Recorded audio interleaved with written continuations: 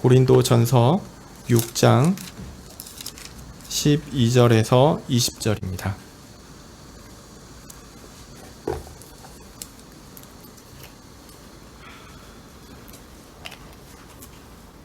제가 읽겠습니다. 모든 것이 내게 가하나 다 유익한 것이 아니요 모든 것이 내게 가하나 내가 아무에게든지 제재를 받지 아니하리라. 식물은 배를 위하고 배는 식물을 위하나 하나님이 이것저것 다 패하시리라. 몸은 음란을 위하지 않고 오직 주를 위하며 주는 몸을 위하시느니라.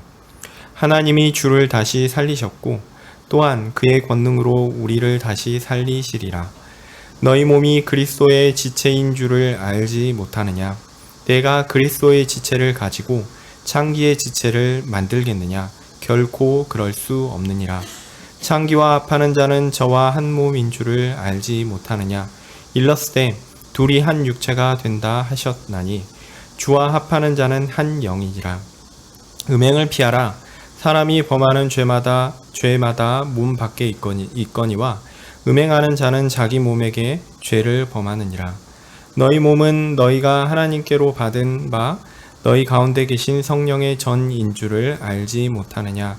너희는 너희 것이 아니라 값으로 산 것이 되었으니 그런즉 너희 몸으로 하나님께 영광을 돌리라. 아멘.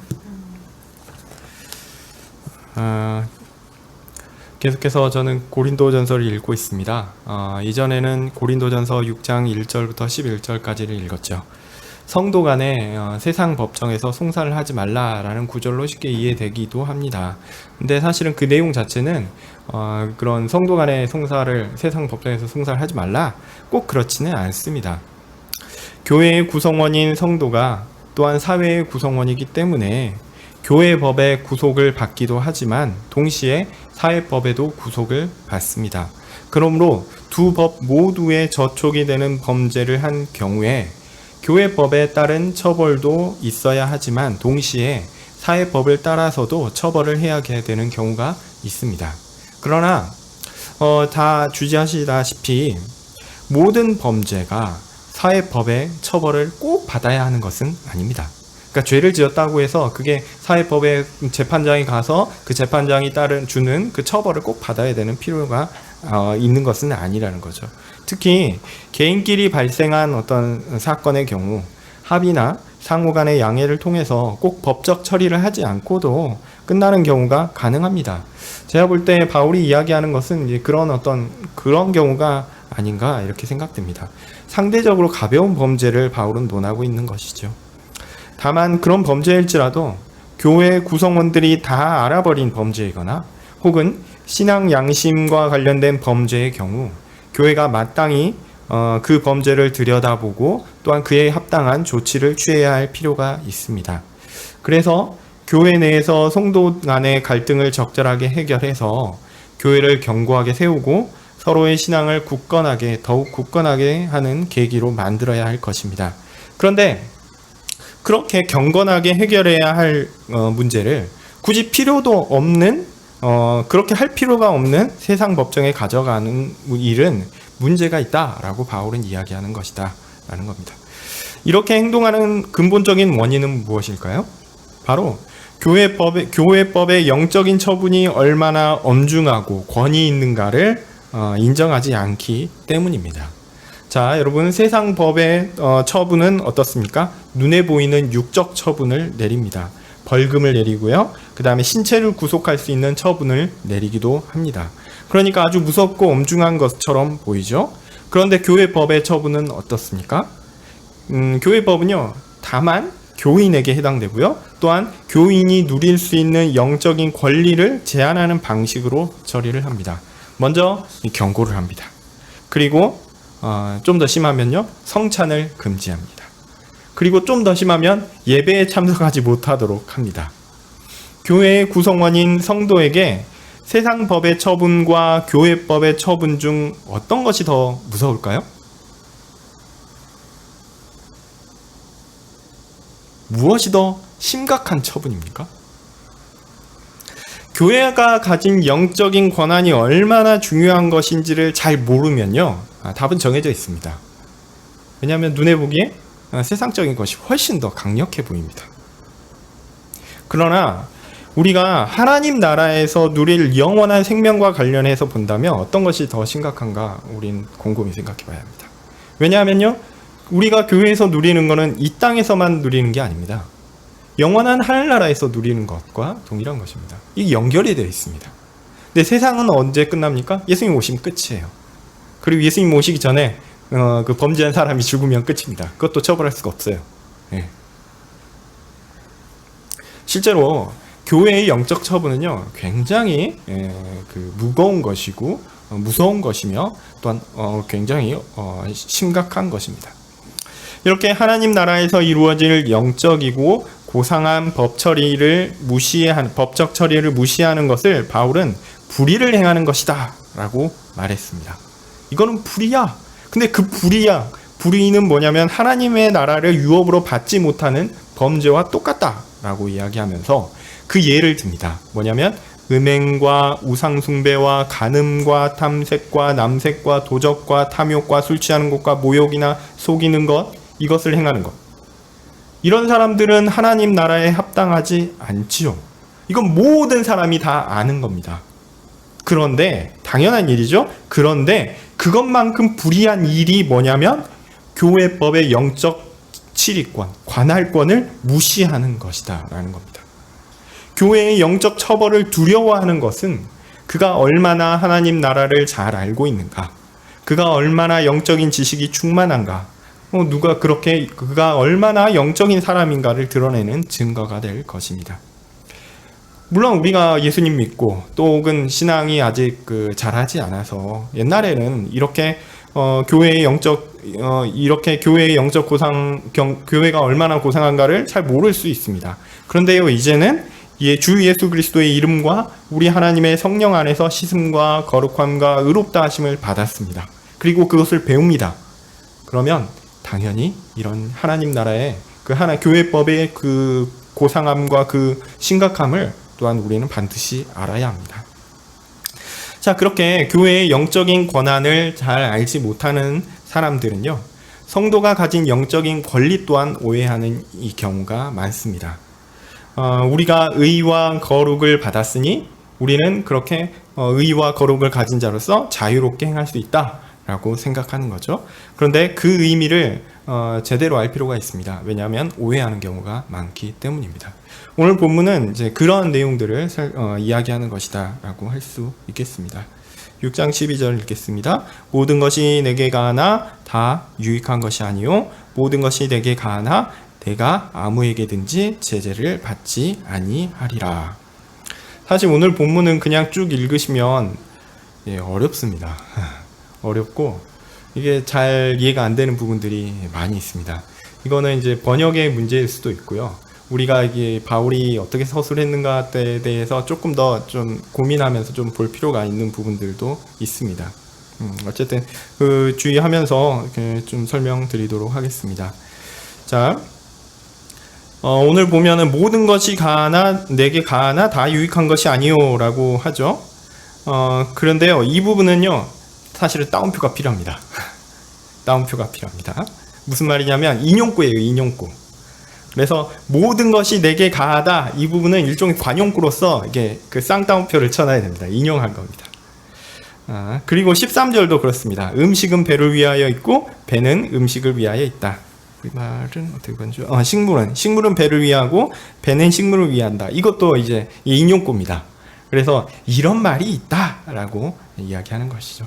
그러니까 바울이 모든 것이 가하다, 이게 바울이 이야기하는 자기 자신의 의견을 이렇게 얘기하는 게 아니라요, 모든 것이 가하다고 말하는 어떤 사람들이 있다라는 겁니다. 자, 앞서 11절에서 그 성도가 그리스도와 성령으로 씻음과 거룩함과 의롭다 하심을 받았다라고 하죠. 그러니까 성도는 죄와 형벌로부터 자유로운 사람이 되었습니다. 우리는 더 이상 어떤 죄에 얽매이는 사람이 아니고요, 하나님께서 그 죄에 대하여 주시는 형벌, 거기에도 얽매이는 사람이 아닙니다. 우리는 자유로운 사람입니다. 그런 의미에서 자유롭고 모든 것이 가능하다라고 할 수 있겠죠. 아마도 그런 의미에서 모든 것이 가하다라고 이야기하는 사람이 있었는지 모르겠습니다. 물론 뭐 이거를 철학적으로 확장해서 사람의 일반적인 가능성이나 자율성에 대한 것으로 이해하기도 합니다. 뭐 로마나 당시 이제 로마 그리스 이렇게 철학에 관련된 사항으로 이렇게 끌어왔을 것이다 이렇게 생각하기도 합니다만 제 생각에 어떤 이해든 상관없습니다. 결론이 뭐냐면 난 어떤 일을 어떤 것도 할 수 있고 또한 해도 아무 상관이 없어 라고 이야기하는 사람이 있다라는 거죠. 근데 그렇게 이야기하는 사람이 그냥 일반 세상 사람이 아니고요, 성도입니다. 정리하면 고린도 교회 성도들 가운데 그리스도께서 자신을 구원하사 죄와 형벌에서 자유롭게 하신 것에 감사하면서 자신에게 이제 진정한 자유가 주어졌고 자신은 이 자유를 누릴 수 있다라고 생각하는 사람이 있다라는 거죠. 바울이 그러면 그런 자유를 인정할까요? 아니면 부정할까요? 1차적으로는 인정한다라고 보는 것이 맞는 것 같습니다. 그런데요, 바울은 이런 사람에게는 한편은 인정을 합니다. 모든 것이 가하나 그렇지만 모든 것이 유익한 것은 아니다라고 이야기하면서 한편은 인정하지만 주의할 것이 있다라고 말합니다. 왜냐하면 모든 것이 유익한 것이 아니기 때문입니다. 그러니까 자유라는 것은요, 방종이 아닙니다. 자기 마음대로 하는 것이 자유가 아니다라고 가르치는 것입니다. 자신과 가정과 교회와 사회에 해악을 끼치게 된다면 자신이 자신의 자유라고 자칭 소위 자유라는 것을 이용해서 어떤 일을 행할 때 그것이 자신과 가정과 교회와 사회에 해악을 끼친다면 그것은 자유가 아닙니다. 자유란 무제한적인 것이 아니라 윤리적인 제한을 갖는다라고 바울이 이야기하는 것이죠. 달리 말하면 자유가 있다고 해도 하면 안 되는 것이 있다라는 겁니다. 자, 그런데 우리는 어떻게 생각합니까? 하면 안 되는 것이 있으면 그거는 자유가 아니다라고 생각하죠. 네. 이 부분에 대해서는 조금 이따 더 볼 겁니다. 또 자유의 의미에 대해서 이제 다시 한번 상세하게 설명하는데요. 모든 것이 가하나 내가 아무에게든지 제재를 받지 아니하리라. 여기서는 제가 볼 때는 이제 이 부분 자유의 의미에 대해서 더 상세하게 설명한다라고 보여지는데요. 자, 자유롭다라는 것은 어떤 것에 얽매이지 않는다라는 것을 의미하는 것이죠. 근데요, 이거를 누가 이야기하는 것이냐면 하나님의 백성이 이야기하는 겁니다. 교회의 구성원인 성도가 이야기하는 겁니다. 그러면 여기에서는 얽매이지 않는다, 하나님을 섬기고 예수님을 믿고 하는 사람이 나는 얽매이지 않아 라고 이야기할 때 여기서는 하나님을 이 얽매이는 대상에 포함할까요, 안 할까요? 실제로 하지 않는다라고 보는 것이 맞습니다. 그래서 하나님이 아닌 다른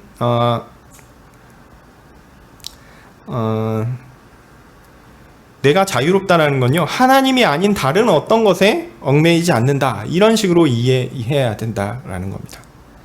우리가 무엇인가를 행할 때 우리는 욕구에 따라서 행동하는 것이 일반입니다. 내가 하고 싶은 대로 하는 것, 이게 자유라고 생각하죠. 이 욕구에 따라서 우리는 행동합니다. 그것이 자유로운 것이다 라고 생각합니다. 사실은요, 우리가 제가 이런 말씀 드린 적이 있는지 기억이 안 나는데, 우리는 이성적인 존재라고 해서 무엇이 맞고 무엇이 이렇게 했을 때 이렇게 될 것이야 해서 논리적인 추론을 가지고 그것을 가지고 행동하는 경우가 많을까요? 아니면은 이거 하고 싶으니까 이거 할래 이렇게 그 감동이나 욕구에 따라서 움직이는 경우가 많을까요? 대부분의 경우는요, 후자입니다.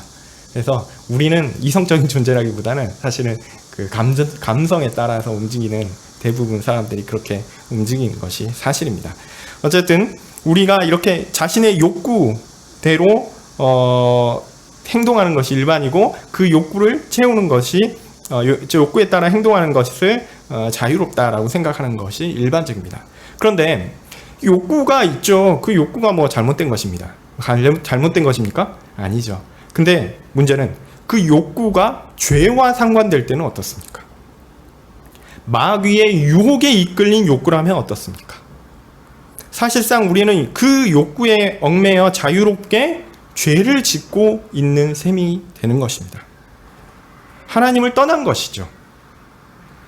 자, 그러면 하나님을 떠나서 사탄이 주는 그 욕구에 얽매여서 혹은 죄와 관련된 욕구에 얽매여서 그것에 따라서 살아간다면 그런 모습은 우리가 자유로운 모습을, 우리가 자유하다라는 것을 보여주는 것입니까? 만약 자신과 가정과 교회와 사회에 유익하지 않은 것을 즐겁게 행하고 있다면 그것은 무엇입니까? 사회에 해악을 끼치는 것이요, 가정에 해악을 끼치는 것이요, 교회에 해악을 끼치는 것입니다. 죄를 짓는 것이죠. 하나님께서 우리에게 자유를 주신 목적이 그렇게 죄를 짓도록 하기 위함입니까? 결코 그렇지 않습니다. 하나님께서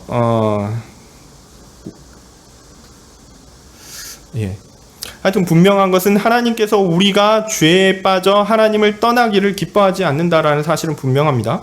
그러니까 우리에게 주어진 자유가 있다라고 생각하면서 어떤 바운더리 없이 하나님이라는 그 존재 없이 우리의 마음대로 우리의 욕구대로 행동하는 것, 그것들은 결코 옳지 않은 것이죠.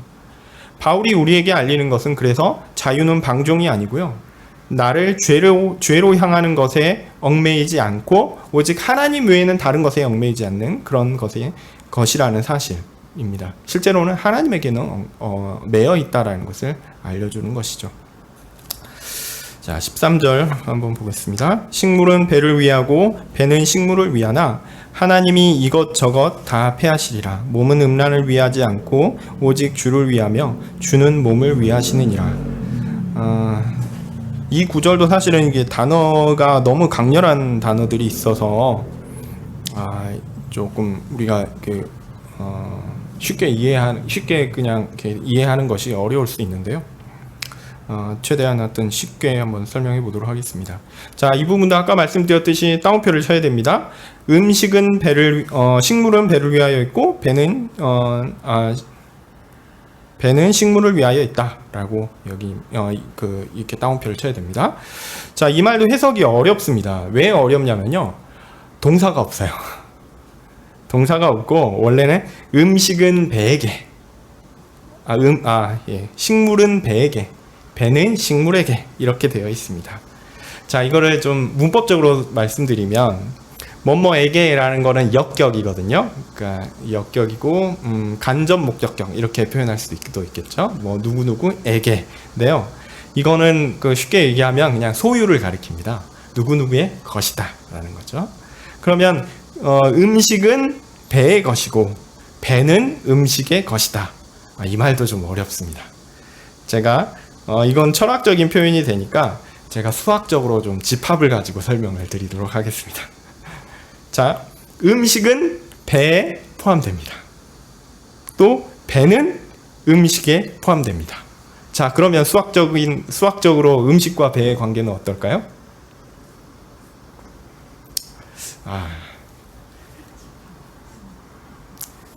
음식이 있고 배가 있는데 서로가 서로를 포함해요. 그 얘기는 음식하고 배가 같다라는 겁니다. 예. 이거는 중학교 때 아마 나올 것 같은데. 예. 자, 이렇게 봐도 사실은 좀 어렵죠. 음식과 배가 같다라는 거죠. 이거를 조금 더 풀어서 설명드리면, 배를요, 우리 배요, 배를 배고픔이라는 욕구라고 생각하시면 좀 쉬울 것 같아요. 자, 이렇게 보면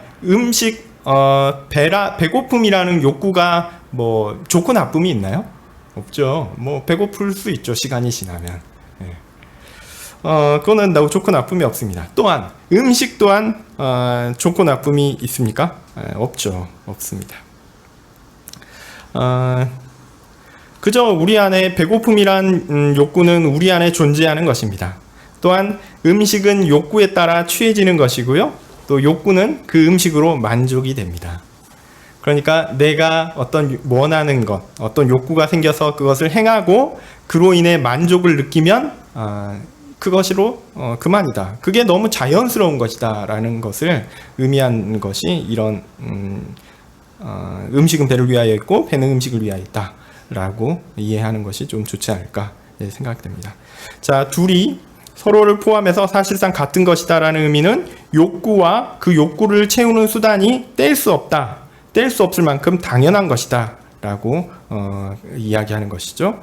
이런 12절의 자유 문제하고 연관지어서 이해를 하면요, 사람에게 존재하는 욕구를 채우는 것은 그 자체로 아무 문제가 없다라는 거죠. 식욕이 있으면 뭐가 필요합니까? 식욕을 채우기 위한 음식이 필요한 겁니다.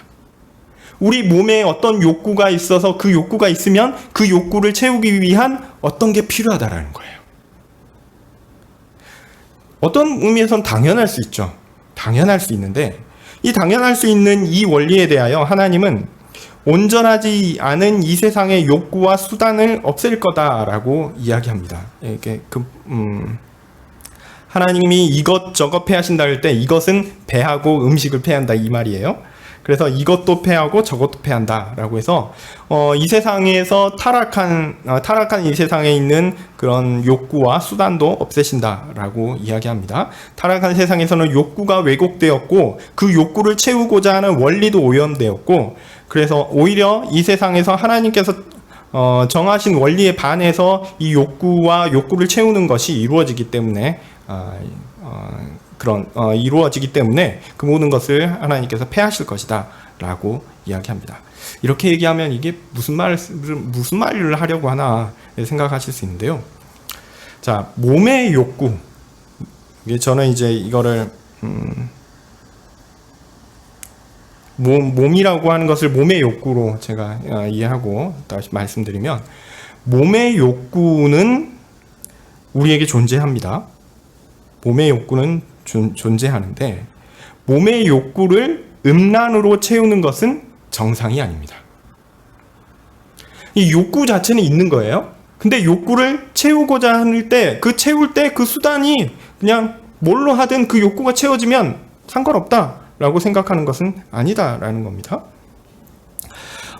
쉽게 말하면 몸의 욕구는 음란으로 채우는 것이 정상이 아니고요. 몸의 욕구는 우리 주님을 통해서 만족되어야 합니다. 주께서 그 욕구를 만족시키신다라는 건데요. 쉽게 말하면 몸의 욕구는 우리에게 존재합니다. 그리고 그 욕구가 채워지는 방식은 하나님께서, 우리 주님께서 허락하신 수단을 통해서 이루어진다라는 겁니다. 내가 원한다고 자유롭게 모든 것을 내가 원하는 방식으로 그 욕구를 채울 수 있다라는 것이 아니라 하나님께서 정하신 원리에 따라서 하나님께서 정하신 방식으로 이 욕구가 채워지는 것이 마땅하다라고 바울은 이야기하는 것입니다. 그런 의미에서 12절의 말씀과 동일한 이야기를 하고 있습니다. 자유가 있고 욕구가 있을지라도 방종으로 혹은 탐욕으로 나아가서는 안 됩니다. 우리에게 유익한 것, 곧 하나님께서 정하신 범위가 있고요. 하나님께서 정하신 방법이 있어요. 그것에 따르는 것이 마땅한 것입니다. 이것이 그리스도를 믿는 사람들의 고백입니다.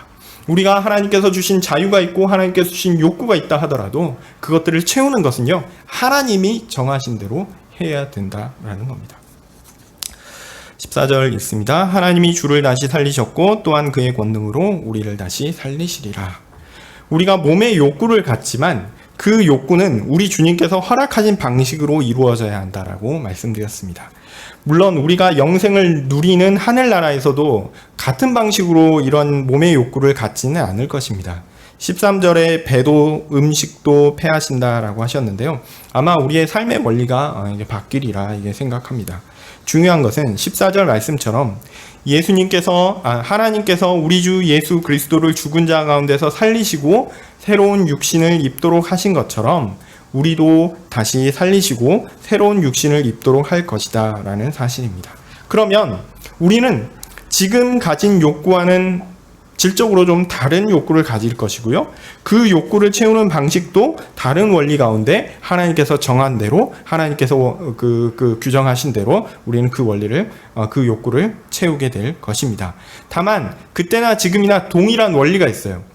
우리가 하늘나라 가나 여기 있으나 원리가 동일한 것은 뭐냐면 하나님께서 사람에게 욕구를 주셨다라는 겁니다. 어떤 욕구를 주셨어요. 근데 그 욕구는 반드시 하나님께서 정한 방식으로 만족되어야 한다라는 겁니다. 그것은 이 땅에서도 그렇고요, 하늘나라에서도 동일한 원리입니다. 이것이 우리가 이 땅에서 살아가는 우리에게 있어서는 어떤 윤리적인 기준이 되겠죠. 15절입니다. 너희 몸이 그리스도의 지체인 줄을 알지 못하느냐? 내가 그리스도의 지체를 가지고 창기의 지체를 만들겠느냐? 결코 그럴 수 없느니라. 자, 하나님께서 허락하지 않은 방식으로 몸의 욕구를 채우려는 것은요, 어리석은 것입니다. 왜냐하면 우리는 그리스도의 지체이기 때문입니다.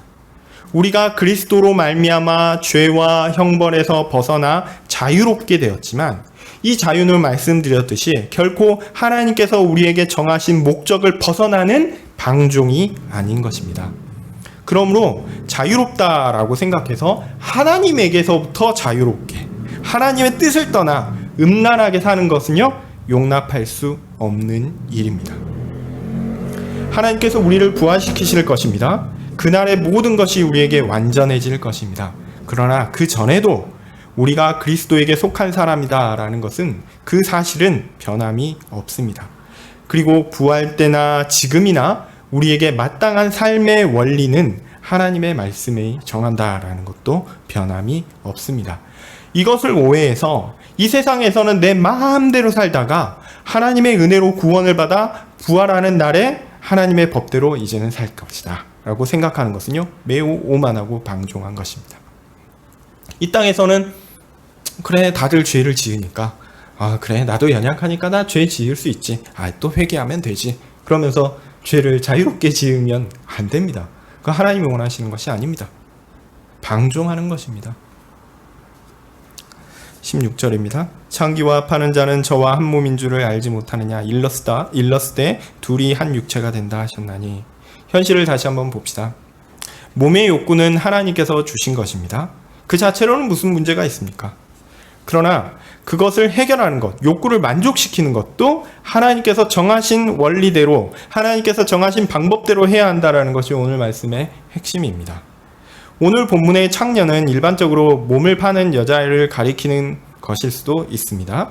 하지만 당시 이방 종교 중에 특별히 로마나 로마뿐만 아니라 이제 그 당시 종교 행태 중에 종교 행위로서의 성행위를 의미하는 것일 수도 있습니다. 그러니까 이 단순히 그냥 음란이나 어떤 그런 것보다는, 그런 몸의 욕구를 채우는 그런 것보다는 종교하고 관련되어서 이 부분이 이게 관련돼서 생각해 볼 수도 있다라는 거죠. 그래서 우리가 종교라는 것은 하나님을 섬기는 거죠. 그 하나님을 섬기는 종교가 몸의 욕구를 분출시키는 통로가 되어버린 겁니다. 이 경우는 어찌되었든 하나님은 결코 이런 것을 허용하지 않으십니다. 이 욕구는 그런 방식으로 만족되는 것이 아닙니다. 오직 하나님께서 정하신 방식대로 만족되어야 합니다. 자, 이 경우 몸의 욕구는 바로 결혼 관계에서만 만족되어야 합니다. 이는 하나님께서 사람을 만드시면서 정한 원리입니다. 이것을 벗어나 이루어지는 것은요, 불법입니다. 그러니까 여기서 그 본문의 초점이 무슨 단지 그냥 이 케이스에서 음란의 경우를 지적하기 위해서 있다라기보다는, 그것보다는 제가 볼 때는 어떤 원리적인 측면을 가리킨다. 하나님께서 그 사람을 만드시면서 정한 원리를 벗어나 욕구를 채우는 것은 불법이다라는 좀 더 포괄적인 것을 의미한다라는 것. 그렇게 이해하는 것이 좀 좋겠다라는 이해고요. 17절 읽겠습니다. 주와 합하는 자는 한 영이니라. 이 말씀도 사실 좀 어려운데, 하나님은 사람에게 몸의 욕구도 주셨지만 영의 욕구도 주셨어요. 그래서 이 영의 욕구는 이 욕구는 누군가를 섬김을 통해 채워집니다. 즉 종교 예식이나 어떤 종교를 통해서 채워진다는 거죠.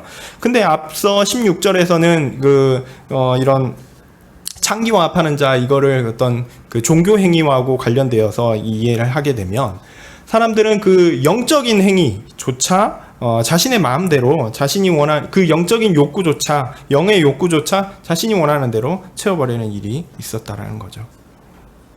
타락한 사람들은 자신의 섬김을 통해 섬기는 대상을 감동시키거나 그 섬기는 대상을 변화시켜서 자신이 원하는 것을 얻고자 하는 경우가 많습니다. 그것은 누군가를 섬기는 종교성을 드러내기는 하지만 근본적으로는 이기적인 것입니다. 누군가를 섬기는 것 같지만 그 최고의 섬김의 자리에는 결국 누가 있냐면 자신이 있어요. 왜냐하면 내가 원하는 것이 되어야 하거든요. 그러나 온전한 의로운 사람은 전혀 다릅니다. 우리는 하나님을 섬기죠. 사실 우리는 하나님을 섬길 자격이 없는데 하나님이 우리를 하나님 섬기게 하셨습니다. 하나님께서 우리에게 자비를 베풀어 섬길 수 있도록 하셨습니다. 그게 엄청난 복입니다. 우리는 누군가를 섬겨야 하는데 정말 섬길 대상은 내가 어찌할 수 없는, 그러니까 내가 근접하고 해서 내가 그에게 가서 뭔가를 할 수 없는 그런 존재죠. 하나님은 우리와 다르니까요. 우리 거룩이라는 속성에 대해서 지난 주일에 이렇게 배웠듯이 하나님은 우리가 어찌할 수 없는 그런 분입니다. 우리와는 완전히 구분되는 그런 분이시죠. 그런데 그분이 나에 대한 애정을 가지고 계세요. 그리고 나에게 오라라고 부르신 거예요. 그리고 내가 올 수 있게끔 인도하십니다. 그리고 내가 부족함을 가지고 섬길 때 잘했다 칭찬하시는 분이십니다. 우리 하나님이 그런 분입니다. 심지어 우리가 하나님을 바르게 섬길 가능성이 없는 존재니까 우리를 완전히 바꾸어서 하나님을 섬기게 하시는 그런 분입니다. 그렇게 영적인 욕구, 종교적인 욕구를 하나님은 우리 주 예수님을 믿고 하나님을 섬김으로 우리가 만족할 수 있도록 하셨습니다. 한 영이 되었다라는 것은요, 마치 결혼한 것처럼 하나가 되어서 둘로 나눠지지 않는다라는 겁니다. 이제 우리는 우리 주님과 하나가 되어서 교회가 되었죠. 교회의 머리 대신 우리는 교회의 지체요, 그리스도는 교회의 머리가 되셨습니다. 우리는 하나님의 백성이 되어서 결코 이제 나누어지거나 중간에 떨어지거나 하지 않을 것입니다. 이것이 엄청난 비밀입니다. 이렇게 그리스도와 하나가 되어 나누어지지 않는 교회를 가리키는 것이 오늘 본문의 참된 의미라고 할 것입니다. 우리는 참된 영적 만족을 영원토록 누리게 될 것입니다. 18절입니다. 음행을 피하라. 사람이 범하는 죄마다 몸 밖에 있거니와 음행하는 자는 자기 몸에게 죄를 범하느니라. 이제 고린도 교회가 피해야 할 것에 대하여 이제 바울은 지적하고 있습니다. 바로 음행입니다. 몸의 욕구를 하나님께서 허락하지 않은 다른 방식으로 만족시키려 해서는 안 됩니다. 그리고 또한 이거는 몸의 욕구를 이야기하는 것이지만 영의 욕구도 마찬가지입니다. 이제 우리는 오직 하나님만 섬겨야 할 것입니다. 특히 음행은 자신의 몸으로 죄를 짓는 것이다 라고 오늘 본문은 이야기하는데요. 사실 다른 범죄와 음행이 얼마나 차이가 있어서 바울이 이것을 이야기하고 있다 이렇게 생각하지 않습니다. 제가 볼 때 아까 이게 불의 얘기하면서 교회 법의 고상함을 잘 알지 못하는 자들이 얼마나 심각한 불의를 행하고 있는가 얘기하잖아요. 근데 그것보다 음행은 좀 더 심한 죄야 라고 이 본문이 이야기하는 것 같지는 않다라는 겁니다.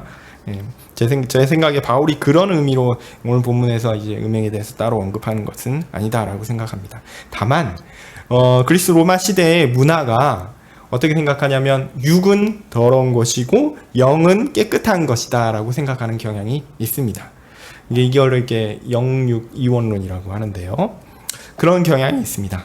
그래서 하나님 나라에 가면 하나님 나라는 깨끗하고 영적인 나라라고 생각해서 더러운 육은 쓸모없는 것이다 라고 여기는 경향이 있었습니다. 그래서 몸의 부활을 이야기하면 당시 사회에 상당히 충격적인 것이었어요.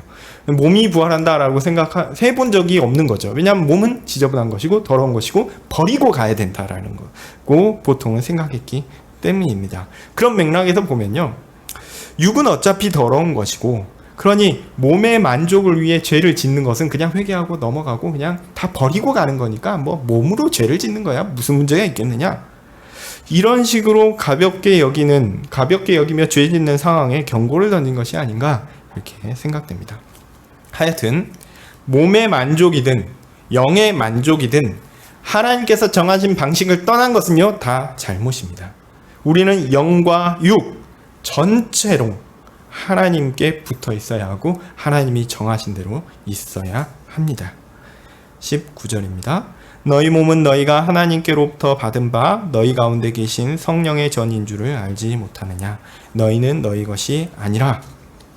사도 바울은 고린도 교회의 범죄의 원인이 무엇일까 생각하다가 교회의 구성원들이 성령께서 거하시는 전임을 잊은 것은 아닐까 생각하여 권면하는 것 같습니다.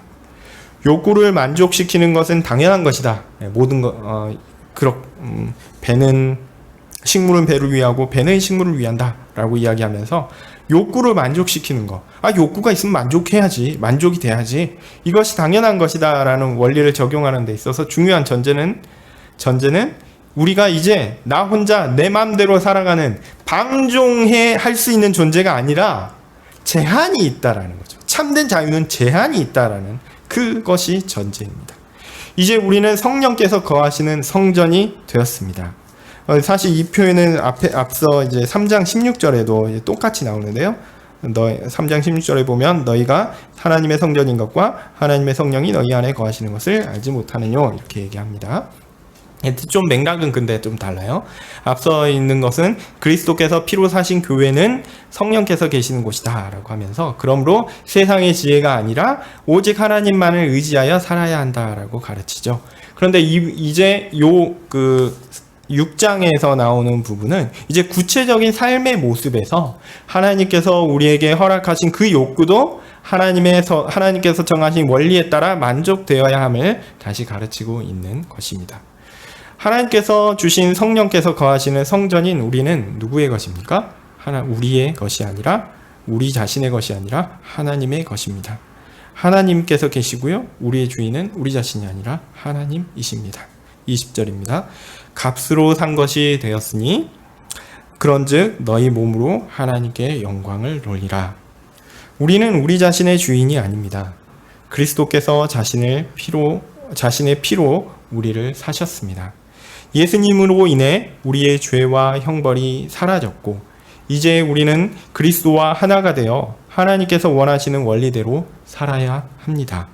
우리는 몸의 욕구나 영의 욕구나 사실 이 모든 것들을 합하여 제 생각에 오늘 표현에 이제 몸이라고 표현된 20절에 나오는 그 몸이라는 게 단지 그냥 몸의 욕구 그것만 가리키는 것이라기보다는 몸도 그래서 이제 전체 영의 욕구와 몸의 욕구를 다 합한 그런 전인의 것으로 이렇게 이해하는 것이 좀 좋다고 생각하는데요. 어쨌든 우리는 우리의 모든 것을 다 하나님의 영광을 위해서 행해야 합니다. 그것이 하나님께서 우리를 그리스도를 통해 사시고 성령을 보내어 우리 가운데 거하게 하신 목적이기 때문입니다. 이렇게 사도 바울은 하나님의 법을 가볍게 여긴 죄에 대하여 앞서 지적하고 이어서 교회의 치리를 경시 여기는 것에 대해서 지적하고 오늘 구절에서는 교회의 자유에 대하여 잘못 생각하는 것들에 대하여 강력하게 권면하고 있습니다. 그리고 이제 이어지는 7장부터는 구체적으로 자유를 누리는 방식, 즉 욕구를 만족시킬 때에 그럼 어떤 방식으로 욕구를 만족시켜야 되는가? 몸의 욕구를 만족시키게끔 하나님께서 허락하신 방식은 무엇인가? 라는 것에 대하여 구체적으로 설명합니다. 이 부분은 다음에 이어서 살펴보도록 하겠고요. 정리를 합니다. 오늘은 간략하게 본문의 내용을 쭉 읽으면서 살펴보았는데 처음으로 돌아가서 정리를 해보겠습니다. 우리는 그리스도로 인해 죄와 형벌이 없어진 용서를 받은 자유로운 사람입니다. 우리는 죄된 모든 것에서 자유로운 사람입니다. 그런데요, 이 자유는요, 방종이 아닙니다. 자유는 하나님께서 우리에게 계획하신 것을 온전히 이루는 것으로 드러나야 합니다. 하나님의 정하신 법 안에 머물러 하나님을 높이는 것을 자유라고 여겨야 합니다. 하나님께 강제로 사로잡혀 있다라고 생각하지 마십시오. 우리는 그렇게 생각하는 경우가 많이 있어요. 이건 자유의지 논쟁에 있어서도 심각한 부분인데 뭔가 하나님이 우리에게 제한을 둘 수 있다라고 이야기하면 그것은 인간의 자율성을 해치는 인간이 자유롭다, 인간의 자유로움을 해치는 것이며 어기는 것이며 결국은 인간이 자유롭지 않다라고 이야기하는 것이다라고 이야기합니다. 그래서 사람이 자유롭다라고 이야기하려면 하나님으로부터 자유롭다라고 이야기하려고 해요. 그래서 하나님이 우리 가운데 어찌하든지 개입하고 어찌하든지 하나님 앞에 있도록 하는 것들을 잘라버리려고 합니다. 근데 그것은요, 오해입니다. 하나님은 결코 우리에게 자유를 주실 때 하나님을 떠나 마음대로 할 수 있게끔, 하나님을 떠나는 것을 선택할 수 있게끔 우리에게 자유를 주신 적이 없어요. 그것은 방종입니다. 그것은 하나님의 백성에게 허락되지 않은 것입니다. 우리의 자유는요, 하나님 안에 있는 것입니다. 하나님이 자유를 통해서 우리에게 마음껏 하나님의 복을 누리게 하시는 겁니다. 우리가요, 자유롭다고 하면서 하나님을 떠나버리면, 그러면 그가 누리는 것이 무엇입니까? 죄죠. 악이죠. 그것이 우리에게 좋은 것입니까? 그것이 우리에게 행복한 것입니까? 결코 아닙니다. 하나님이 정하신 테두리 안에서 우리가 있을 때 그것이 자유이고, 그것이 우리에게 가장 좋은 것들로 은혜로 우리의 가장 좋은 것들로 선물로 채워지는 그런 삶이 될 것입니다. 그것이 참된 자유입니다.